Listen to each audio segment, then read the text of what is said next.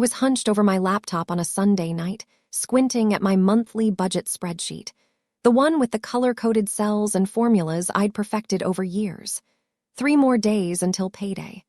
I had enough for groceries, my utility bill, and maybe, if I skipped takeout this week, a small contribution to my Thailand trip fund. My phone lit up. Mom. I almost let it go to voicemail. Almost. Megan, I've been trying to reach you all weekend. Her voice had that sing-song quality that always made my stomach clench, the false cheer that meant she wanted something. Sorry, I've been swamped with work, a half-truth that slipped out easily after years of practice. Well, I have the most exciting news, she practically squealed. We just booked Rebecca's graduation present. She's going on that luxury tour of Japan she's been obsessing over. 20 days, 5-star accommodations, private guides, the works. My sister had been dropping hints about this trip for months, subtle as a sledgehammer, sending us all links, leaving travel brochures conspicuously displayed during family dinners, tagging our parents in Japan tourism Instagram posts. That's nice. I picked at a loose thread on my sweater. Pretty extravagant for a bachelor's degree, but I'm sure she'll. Don't be such a killjoy, Megan. This is a once-in-a-lifetime opportunity for her. And don't worry about the cost. We just put it on your emergency card. My fingers froze mid-type. The spreadsheet blurred. You what? Your emergency card. The one you gave us for actual emergencies. Remember? She said it so casually, like she was telling me they'd picked up milk on their way home. I scrambled for my phone, fingers trembling as I opened my banking app. There it was, a pending charge for $18,000 to Global Expeditions. My throat went dry.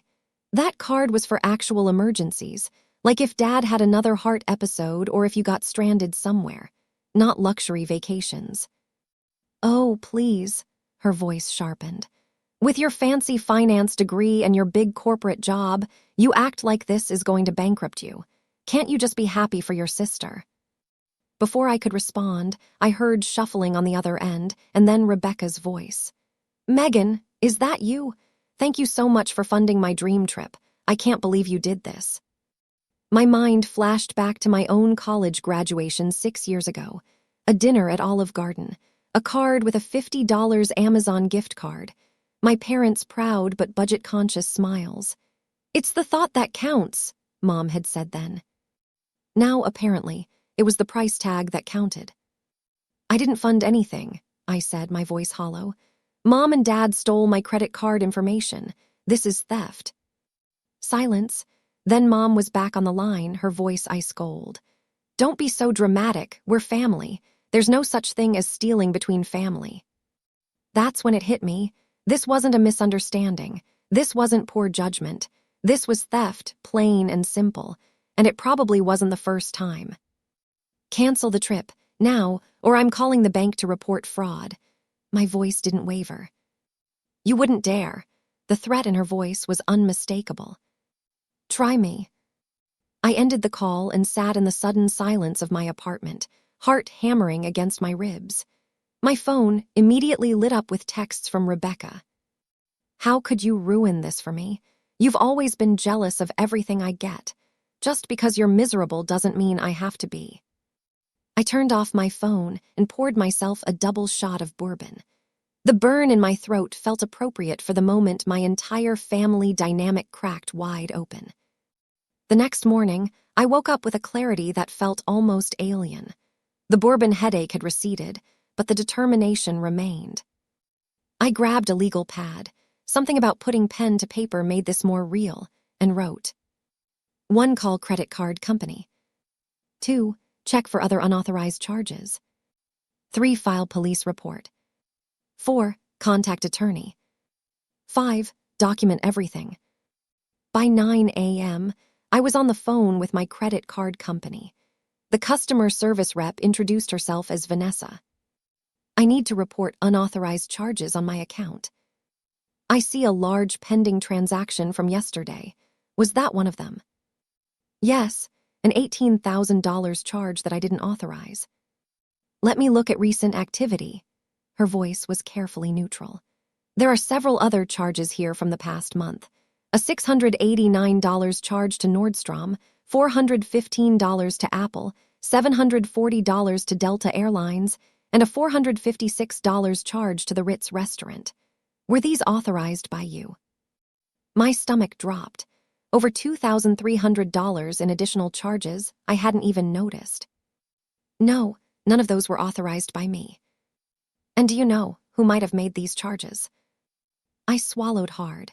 My parents. I gave them the card information for emergencies only. A slight pause. I understand. This happens more often than you might think. Her voice softened.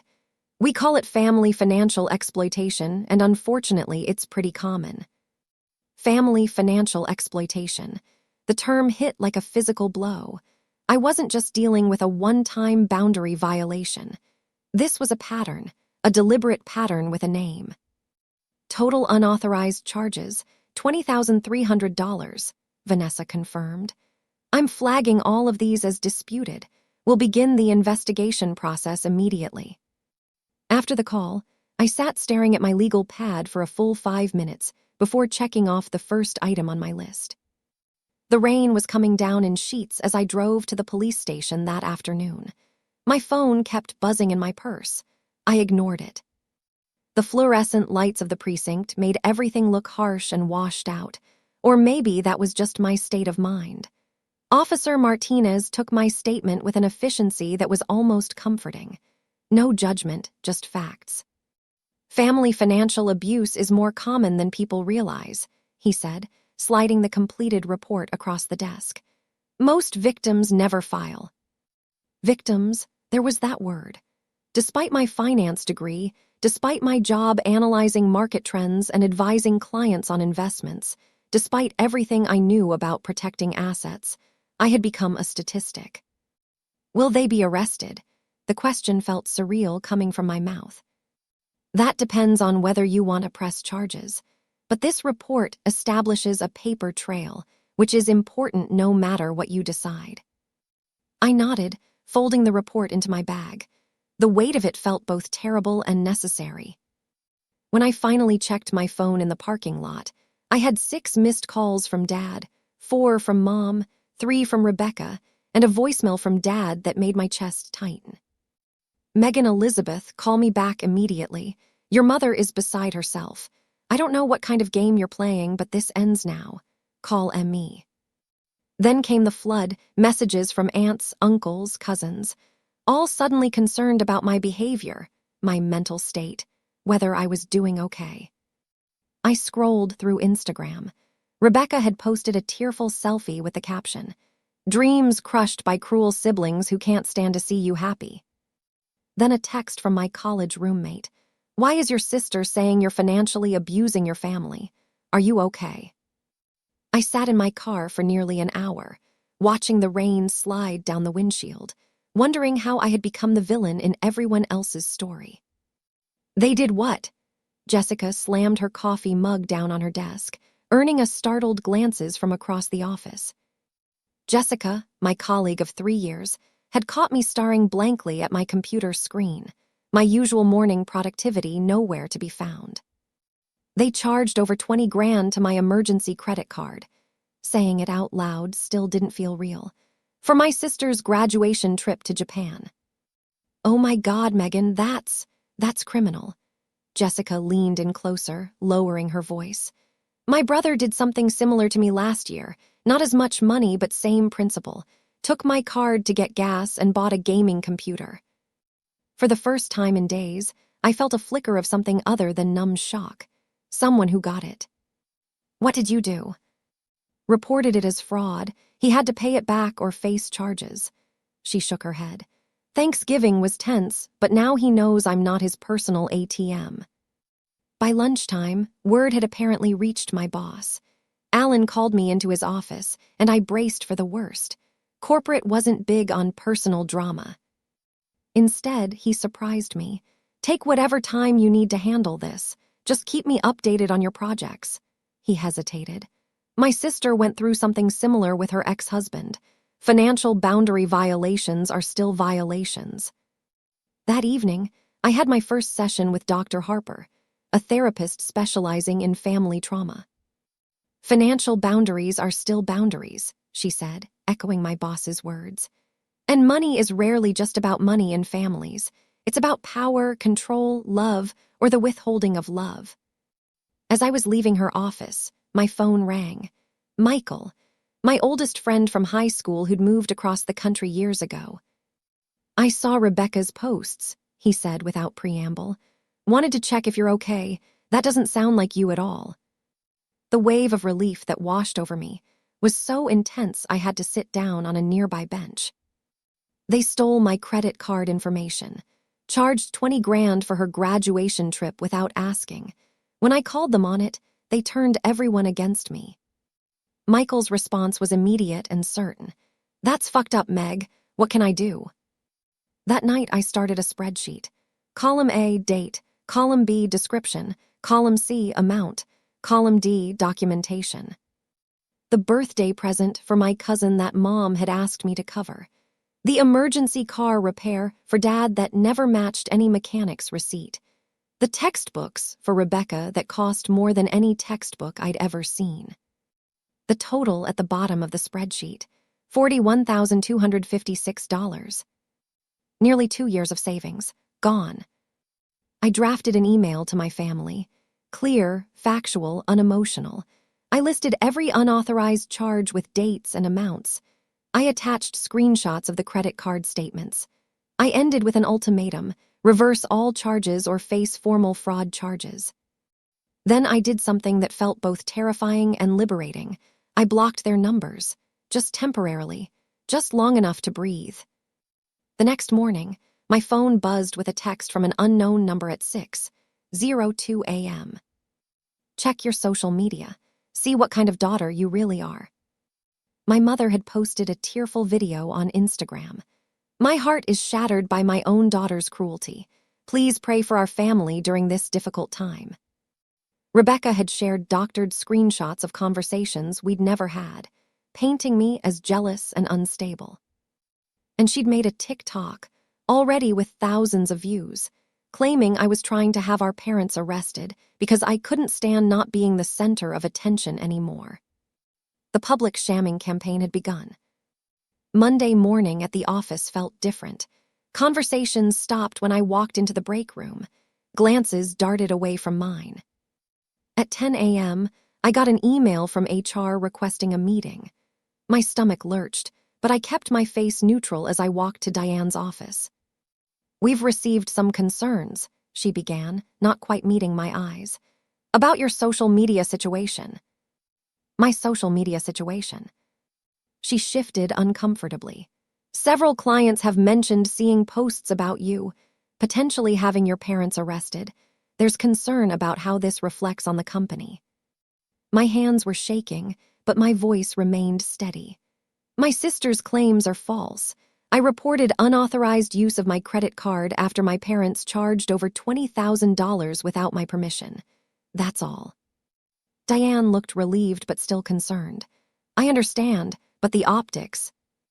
The optics of a financial professional protecting herself from fraud should be pretty positive, I would think."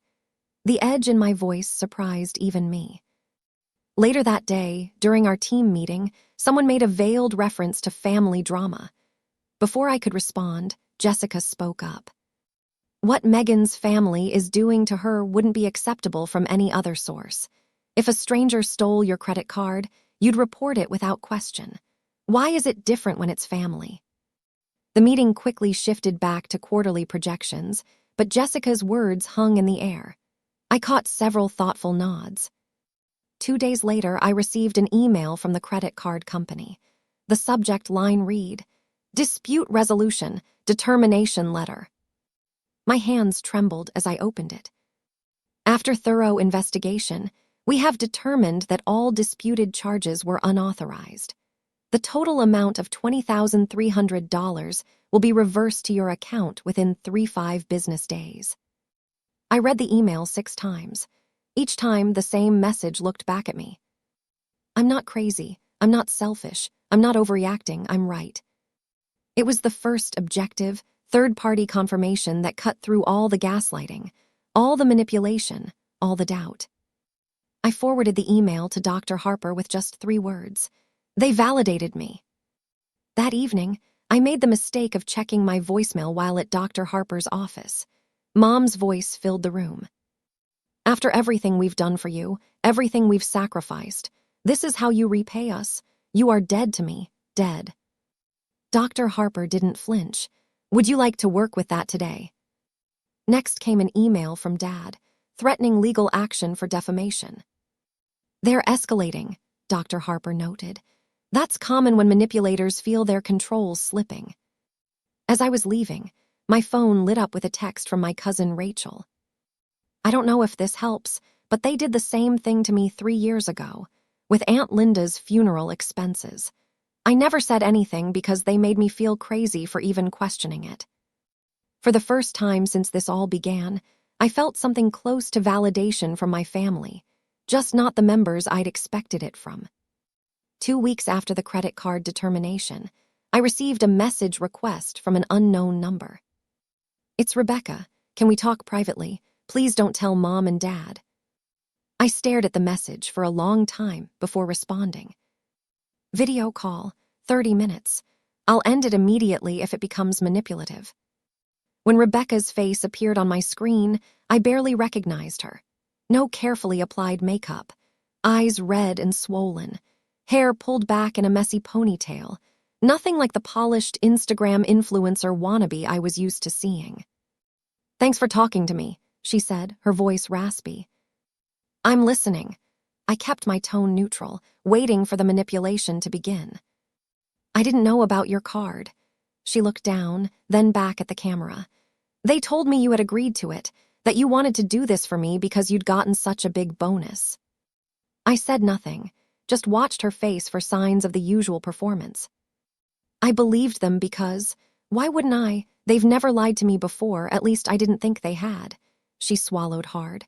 But then I found these. She held up her phone to the camera, showing screenshots of bank statements, maxed out credit cards, late mortgage payments, accounts I'd never seen before. They're broke, Megan, like seriously broke.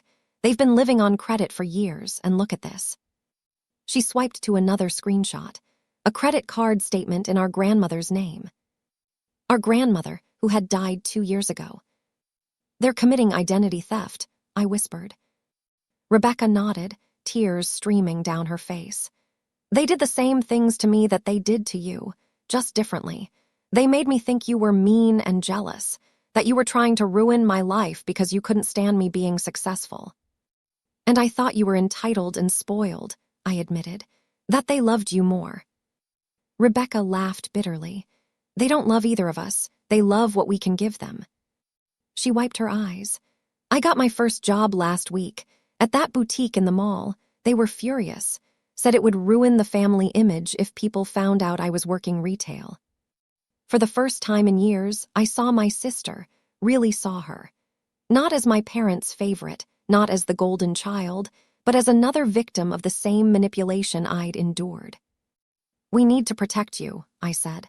Financially, I mean, before they do to you what they did to me. The next day, I helped Rebecca set up separate bank accounts, a secured credit card to build her own credit, and a basic budget. We created a code word for emergency communications. Pineapple. If either of us texted just that word, it meant drop everything and call. I'm sorry, she said, as we finished setting up her new financial safeguards. I believed what they said about you because it was easier than seeing the truth. I reached across the table and squeezed her hand. I did the same thing. For the first time, our relationship felt like it was built on something real, not the competitive dynamic our parents had engineered between us. I spotted them the moment I stepped into my apartment building lobby. Mom in her designer sunglasses, perched on the edge of a chair like she was posing for a photo. Dad packing, checking his watch every few seconds. My stomach dropped. I considered turning around and leaving, but they'd already seen me. Dad strode toward me, his face flushed. We need to talk about what you've done to this family. Mom dabbed at her eyes with a tissue. making sure the doorman and the couple waiting for the elevator noticed her distress. "My own daughter," she said loudly. "My own flesh and blood treating me this way." "I'm not discussing this here," I said, keeping my voice low. "Email me to schedule a mediated conversation with my therapist present." "Mediated conversation," Dad scoffed. "We're your parents, not business associates." "Lower your voice," I said, matching his tone. "People are listening." "That's exactly the problem," Mom hissed. "You've aired our private family business to everyone, the bank, the police." "I reported financial abuse," I cut in, aware of the doorman watching with interest. "If you're embarrassed by that, maybe don't commit fraud." Dad's face paled. "Lower your voice, people are listening." I felt a strange calm wash over me. I'm not the one who should be embarrassed by this conversation. My phone buzzed in my pocket. A text from Rebecca. They just called asking for money. I said no for the first time ever. I stepped around my parents and into the elevator. As the doors closed, I caught a glimpse of their faces, shocked that I was walking away, that I wasn't giving in, that I wasn't following the script they'd written for me my entire life. The next morning, I woke to an email from Aunt Susan. "Is it true about the credit card? We need to talk." Then a call from Uncle Bob about my parents attempting to borrow against his home equity line of credit. Then messages from cousins warning that my parents were telling family members I needed help and possibly hospitalization. The final straw came 3 days later, a formal cease and desist letter from my parents' lawyer. My attorney, a no-nonsense woman named Vivian who specialized in financial abuse cases, scanned it and handed it back with a snort. "This is intimidation, not law," she said. "They have no case, but this tells me they're scared." "Of what?" "Of losing control, of other family members finding out what they've done." She leaned forward. "Of facing actual consequences for once in their lives." "This goes in the bathroom," Rebecca said, hauling a box through the door of her new studio apartment. I've never had to organize my own space before." 3 months had passed since our video call. Rebecca had kept her retail job, added a weekend barista position, and found a tiny but affordable apartment near campus. I sat cross-legged on her floor, sorting through a box of kitchen supplies I'd picked up for her. "Budget check-in tomorrow after your shift." She nodded, arranging mugs on her single shelf. "I've been tracking everything in that app you recommended." We worked in comfortable silence for a while. The pride in her eyes when she surveyed her modest apartment, paid for with her own money, was worth every difficult moment of the past months. Before I left, I gave her a small wrapped package. "What's this for?" "Just because." She tore off the paper to reveal a framed quote. "Your worth isn't measured by your wallet." She hugged me so tightly, I could barely breathe. At work, things had shifted too. HR had implemented new privacy protections based on my experience, ensuring that employees facing personal crises received proper support. Alan called me into his office one afternoon. "I'm increasing your salary by 15%, he said without preamble. "What? Why?" "Because you've maintained exceptional work despite unprecedented personal challenges. Because you've shown integrity when tested. And because you're worth it." That weekend, I started a blog about financial boundaries. Nothing fancy, just honest posts about recognizing manipulation, setting limits, and rebuilding after financial abuse. Within 2 weeks, I had 500 subscribers. A month later, I led my first community workshop at the local library. Recognizing financial manipulation, what I wish I'd known. 23 people attended. 3 of them cried when they realized they weren't alone. Slowly, my apartment transformed. The family photos that had cluttered my walls, evidence of a relationship that never actually existed, came down. In their place went my own photography, images that meant something to me. My spreadsheet evolved too. No longer tracking family debts, it now monitored therapy progress, self-care goals, and life milestones. My Thailand fund, the one that had been perpetually drained for family emergencies, now showed 100% completion. 3 weeks in Southeast Asia, all mine. And my credit score, up to 796, a 40-point increase since the incident. Dr. Harper noticed it first, how I walked differently now. Like you're carrying less, she observed during one of our now monthly check-ins. I am carrying less, I said, about $41,000 less. She smiled, and the emotional weight. Some days it's still there, but it's getting lighter. I sat cross-legged on my balcony, morning coffee in hand, watching the sunrise. In my journal, I wrote, "Today marks 1 year since I chose myself." My phone chimed with an email notification. Mom. A year ago, seeing her name would have sent my heart racing, my palms sweating. Today, I felt calm as I opened it. I'm sorry. 2 words, no elaboration, no real acknowledgement of what they'd done, just the bare minimum. I sipped my coffee and considered my response. There was a time when those 2 words would have been enough, when I would have desperately grabbed any crumb of acknowledgement and used it to rebuild the fantasy of family I'd clung to for so long. Not anymore. I typed, "Thank you for reaching out. I need more time." 3 hours later, Rebecca texted, "Did you get Mom's email too?" Yes, short and sweet. Dad's starting financial counseling, required by the fraud investigation. I hadn't pressed charges in the end, but several other family members had discovered unauthorized accounts in their names. The legal system had caught up with my parents without my help. That evening, Rebecca and I met at our favorite bistro, halfway between her apartment and mine. "To independence," she said, raising her glass. "To boundaries," I countered. We clinked glasses and fell into easy conversation about her classes, my upcoming trip, her new boyfriend who actually respected her budget. Looking at her across the table, confident, self-sufficient, real, I realized something. The most expensive lesson I ever received was worth every penny. Some people spend their whole lives trying to buy their family's love. I had finally learned to invest in myself instead. And the returns, immeasurable.